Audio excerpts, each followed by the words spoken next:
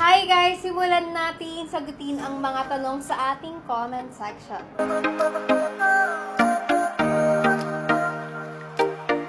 Ito ang tanong at ito ang sagot. First guys, meron tayo dito digital clock. Pwede siyang stand and then pwede siya sa inyong wall. Ito siya guys meron siyang iwuwok niya lang sa inyong wall.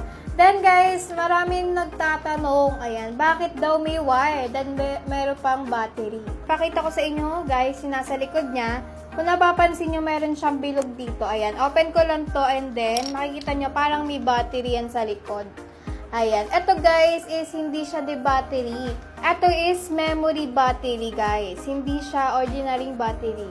Kapag sinet nyo siya sa oras na gusto nyong oras, tas kapag tinanggal nyo tong wire, ayan, tas kapag binalik nyo ulit siya, ayan, babalik yan sa dati nyong sinet na oras. Ayun po yung purpose ng ating memory. Unlike sa mga other wall clock or digital clock, kapag tinanggal yung pinaka-wire, magsiset ulit kayo. Ito is memory battery. Kapag sinet nyo, then kinabit nyo ulit yung wire, automatically nakaset na siya.